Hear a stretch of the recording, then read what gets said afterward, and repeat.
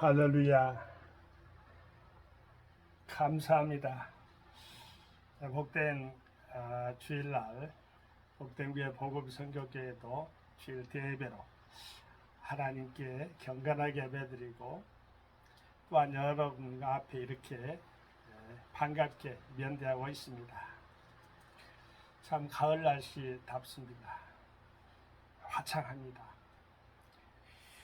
네가 하나님 말씀으로의 대화, 오늘 본문 말씀은 미가서 5장 2절 말씀으로 잡았습니다. 베들레헴 에브라다야, 너는 유다 족속 중에 작을지라도 이스라엘을 다스릴 자가 네게서 내게로 나올 것이라.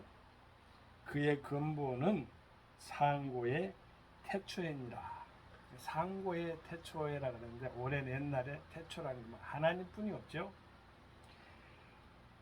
미가서 5장 2절 말씀은 어느 학자님 말씀이에요. 제가 하는 말이 아니라 그대로 제가 한번 여기서 대화하니까 읽어드리고 이어서 대화 이어가도록 하겠습니다. 유대 땅 베들레헴에서 탄생하실 자. 구약 성경에는 메시아에 관한 예언이 많이 언급되어 있다. 그중 신약 시대에 예수가 오심으로써 332개의 예언은 이미 성취되었다. 나머지 예언들은 예수가 재림할 때에 최종적으로 성취될 것이다. 미가 선지자도 메시아 예언을 했는데 특히 그는 예수 그리스도의 탄생 장소를 구체적으로 예언한 선지자로 유명하다. 그 당시는 예수가 태어나기 대략 720년 전이다. 오랜 후에 유다의 종교 지도자들은 메시아 탄생 장소를 묻는 헤롯 왕에게 미가 선지자의 이 예언을 적용했다. 마태복음 2장 4절에서 6절 말씀에 근거해서 학자가 말한 것으로 미가서 5장 2절 말씀을 좀 풀어서 설명해 놨네요. 이분이 한 걸 그대로 제가 읽어드렸습니다. 우리가 삶을 살 때 내일 일을 자세히 알 수 있나요? 10년, 100년, 한 600년. 한 치 앞을 알 수 없다고 말씀을 하잖아요. 그게 인생입니다. 그런데 오늘 본문 말씀에 나와 있는 미가 선지자는 600년, 700년, 여기 보면 어느 분은 720년 전까지로 대략 나왔다 했는데 700년은 놔두고라도 20년만 우리가 인생의 앞을 내다본다고 하면 그런다고 하겠어요. 그런데 예수님이 초림입니다. 베들레헴에서 날 것이다.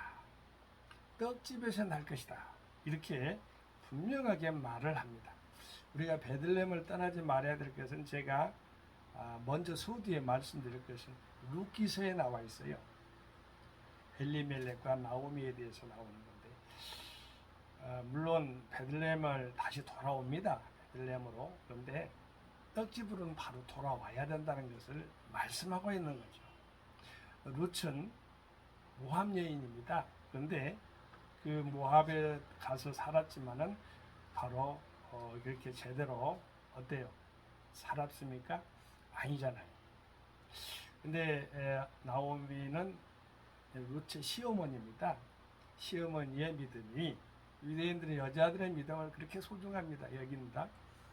그래서 따라서 순종을 했더니 룻의 고백은 누구나 잘 알잖아요. 어머니 가시는 거 나도 가고, 어머니 고향이 나의 고향, 어머니의 하나님이 나의 하나님이고, 어머니가 심지어 살고 죽는 곳까지도 모든 것을 자기와 일체화시켰던 여인 아닙니까? 다윗의 중조모가 되는 축복의 특권을 받습니다. 이방 여인이 성경에 기록되는 그런 것도 우리가 만날 수가 있죠. 베들레헴은 떡집이라는 뜻입니다. 벳, 집이고 렘, 바로 떡이라는 소리입니다. 예수님이 태어난 장소가 베들레헴입니다. 원래 예수님의 부모의 고향은 나사렛입니다. 거기서 호적을 하러 베들레헴을 가서 거기서 바로 태어난 것이 바로 아기 예수죠. 우리가 잘 압니다. 베들레헴을 떡집이라고 나왔는데, 에브라다야 너는 유다 족속 중에 작을지라도, 작다고 하지 말란 소리입니다. 유다 족속 중에서도 작은데 작을지라도 그랬잖아요. 왜 그럴까요? 하나님이 함께 하시기 때문에. 우리 주 예수 그리스도가 성탑, 즉 베들레헴에서 태어났잖아요. 이스라엘을 다스릴 자가 네게서 내게로 나올 것이라.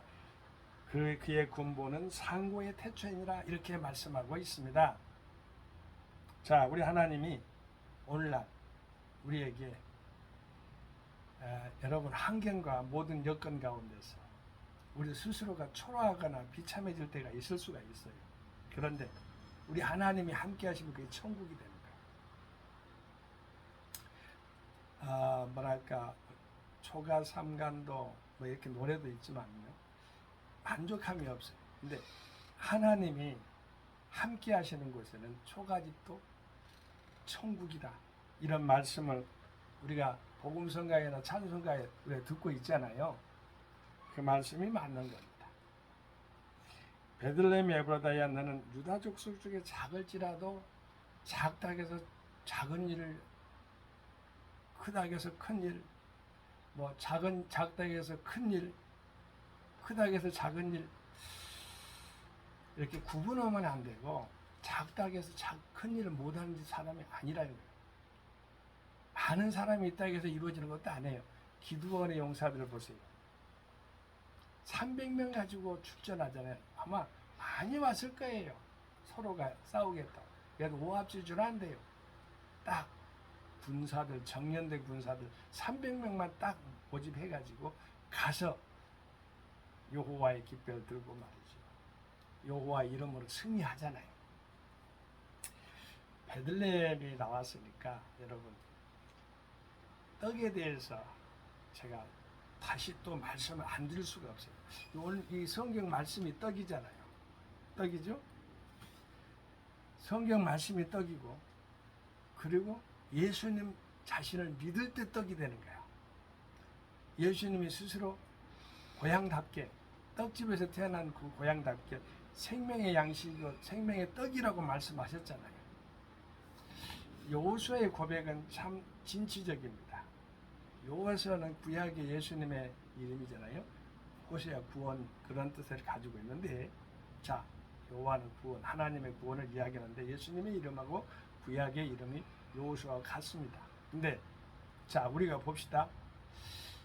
저 가나안 정탐꾼을 보냅니다. 모세가 어찌 보면은 아주 각 성마다 지금 12지파의 우두머리를, 지도자를 갖다가 뽑았겠죠. 보냈는데 2명의 정탐꾼은 긍정의 밥을 먹습니다. 10명의 정탐꾼은 부정의 밥을 먹습니다. 심지어 모세까지도 부정의 밥을 먹었다가 원망과 불평에 같이, 그런 뜻을 지금 하나님의 말씀에 있어서의 실제로 순종을 안 했기 때문에, 말씀에 의해서 이렇게 물이 나오게 하라 했는데 막가지로 이렇게 치면은 혈기를 드러낸 것이 되잖아요. 그래서 하나님 그걸 싫어하셨어요. 그래서 가나안을 못 들어가는 거예요. 여호수아와 갈렙은 왜 들어갔을까? 긍정의 밥을 먹었기 때문에 들어간 거예요. 우리가 믿음 가운데 살 때에 창조적이며 적극적이며 생산적이고 희망적인 그러한 삶을 살아가는 사람들을 긍정의 밥을 먹고 산다. 긍정의 밥을 먹고 살아야 바랍니다. 부정적인 밥은 버리기 바랍니다. 여러분, 감사하세요. 감사가 밥이에요. 감사합니다. 할 때에 하나님은 그 문제마다 그 순간에 해결해 주신 거예요. 정도 순간적으로 이렇게 뭔 일이 일어나면은 사람 수평으로 봐요. 하나님 감사. 어찌 보면은 삶 속에서 일어나는 일들이 많이 있어요. 회개합니다. 감사합니다. 지금 그 순간을 갖다가 생각할 때 감사합니다. 문제가 해결되길 바랍니다. 그리고 우리가 우리를 양식을 삼고 하나님은 밥으로 삼아요. 양식으로 삼아요. 우리의 삶 가운데 선한 영향력을 끼칠 때 양식으로 삼아요. 제가 한 주간 동안에 이제 이번 주간에 아마 이제 미국 이북오도입니다. 이북오. 즉 말해서 미국에 그러니까 사도로 저는 지으려고 그래요. 항해도 북한에도 강원도가 있으니까 강원도 그다음에 저기가 함경도 평안도 뭐 저기 뭐 요즘 현대말로 말하면 북한에서 만든 뭐 양강도나 차강도는 안 지으려고 합니다. 제 수준에서는 그것이 안 돼요. 각각의 이름들도 새로 있는 이름들이 많이 군들이 나타나가지고 김일성 이후에 북한 정권 세워진 수립 이후에 군 단위도 지명이 많이 바꿔졌어요. 제가 거기까지 미치지는 못할 것 같아요. 그래서 그 이전에 해방이 전에 지어진 군 단위로 함경도로 평안도로 이렇게 지으려고 해요. 남한을 복음 선교시로 완성을 다 했어요. 남한을 완성을 했는데 감사해요. 제주도까지 뭐 호남, 영남, 충청도, 강원도, 그 다음에 경기도, 인천 따로 짓고요. 그저 서울특별시가 25개 구청, 경기도가 31개도, 저 경상도가 45개 시군이 되는 거예요. 그걸 갖다가 일일이 다 이렇게 선교시로 마무리됐는데 그것만인가? 저기다 38선도 짓고 이제 올라가고 있습니다. 황해도로. 다 끝나면은 뭘 할 것인가? 강으로 한번 재보죠. 4대강 있잖아요. 영산강, 금강, 낙동강, 조만강 등등. 한국에도요. 남한도 그렇고 북한도 그렇고 저 임진강, 한탄강 각각의 흐르나르는 자그마한 그런 강들도 많이 있더라고요. 기록에 나온 것을 통해서 전부 한번 지어볼까 해요. 그런데 그러면 왜 산은 안 짓고 산은 막히는 것 같아서 우리는 통일이 급하니까 흐르고 뚫리는 것을 일단은 그렇게 지었는데 끝나면은 각국의 세계 각각의 나라를 233개국이라는데 지어보고 싶어요. 그 끝나면은 저 하늘의 무별들 그 끝나면은 자 하나님의 시간대에 맡겨야 되겠죠. 그 이상도 그 이와도 동일합니다. 하나님의 인도하신 대로만 할 것입니다. 우리는 여기 미가 선지자가 본 600년, 700년 전에 여기서 보면 오늘 학자는 720년 전이라고 대략 나왔다 그러는데 거기까지 올라갈 필요가 없어요. 우리는 내일 일을 앞길을 알 수 없지만 하나님의 말씀은 믿을 수가 있잖아요. 여러분 끝까지 붙잡고 하나님 예수님의 믿음으로만 나아가면은 하나님의 그 순간을 풀어주실 줄로 믿습니다. 하나님 말씀 가운데 우리가 생명의 양식, 신령한 양식 그러잖아요. 그러면 어떻게 그러면 해야 되겠느냐? 날마다 하나님 말씀 묵상을 해야 돼요. 묵상. 하나님 말씀을 묵상하는 자를 하나님이 기뻐하셔요. 그 사람을 복이 있다고 그랬어요. 전에 제가 한번 말씀했어요.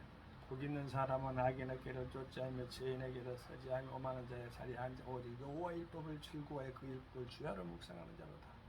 주야로 묵상하는 자로다. 이게 이 묵상이라는 그 말이요. 여러분 시골에 가면은 소들 애양간에 가면 애양간이라고 하잖아요. 소를 치는 그러한 그 장소를 애양간이라고 하는데 애양간에 가면은 소들이 항상 입속에서 어물 이렇게 먹는 그런 것을 하고 이렇게 침을 질질 흘립니다. 그러한 상태가 묵상이라고 그러네요. 우리가 하나님 말씀을 이렇게 그냥 들어요. 또 읽고 또 듣고 또 어떨 때는 필사하고 쓰기도 하고 그렇습니다. 삶 가운데 이렇게 매일 소가 그 행위를 계속 하듯이 입으로 말이죠. 그걸 밥이라고 소의 밥이죠. 여물이라고 그랬어요. 그러듯이 침을 질질 탄물이 나오듯이 그렇게 하는 것이 바로 묵상이라고 하는데, 그렇게 학자들이 그렇게 써놓은 것이에요. 제가 읽는 것입니다. 그냥 저도 배웠고요. 그렇게 그 묵상이라는 게 그렇게 좋은 거예요. 묵상할 때 하나님이 우리를 볼 때 하나님의 양식으로, 신령한 양식으로 우리를 삼는 거예요. 기도할 때죠. 하나님 말씀으로 기도하는 자가 바로 베들레헴을 떠나지 않은 자예요.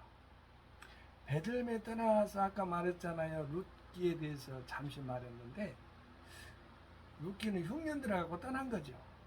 그래가지고는 기쁨의 뜻인 뭐랄까 나오미가 바로 올 때는 마라라고 이렇게 말하러 갈 정도로 자기 이름을 갖다가 쓴물이라, 마라는 쓴물이잖아요.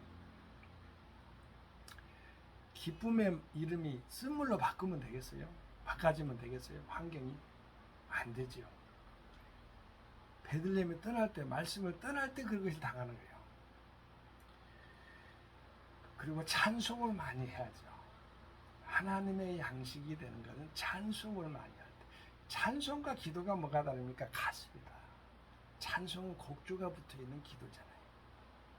찬양하면서 우리 하나님께 가까이 나아가는 자세가 필요합니다. 말씀을 들어야 됩니다.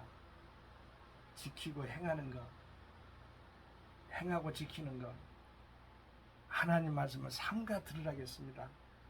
이런 것들이 하나님의 양식이 될 수가 있습니다. 우리가 말은 많이 합니다. 근데 듣는 연습이 저도 잘 안 됐어요.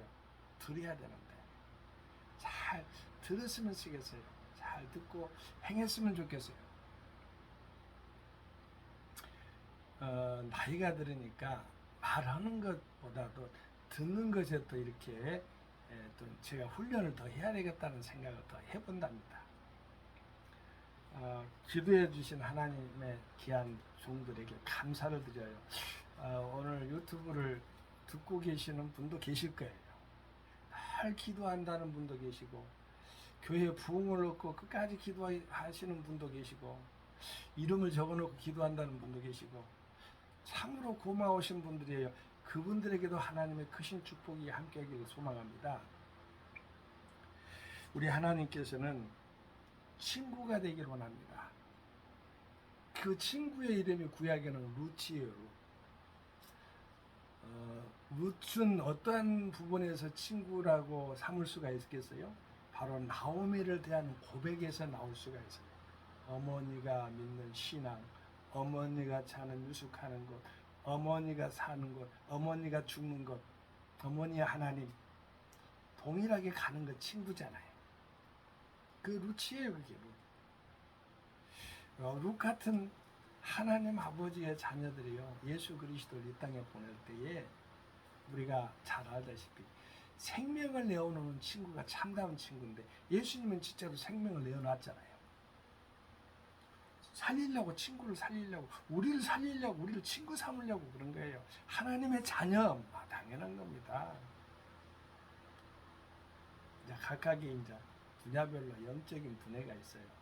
신부, 신랑, 친구, 아버지와 자녀, 이렇게 부모와 자녀, 이런 식으로 나와 있는데, 그거는 다 신앙 안에서 다 해석되는 부분들이니까 여러분도 알고 있고 잘 이해되기를 바랍니다. 우리 하나님의 통치자가 누굽니까? 우리 주 예수님이죠. 상고의 태초부터 이스라엘을 다스릴 자라겠습니다. 통치자를 알아야 돼요. 베들레헴에 있을 때 가능합니다. 베들레헴에서 낳았잖아요. 우리 주 예수님이 성탄했잖아요. 하늘에는 영광이요 땅에는 평화라는 그 음성을 충분 천사를 통해서 우리가 듣게 되는데, 우리 하나님의 거룩한 말씀 가운데서도 여기 나와 있잖아요.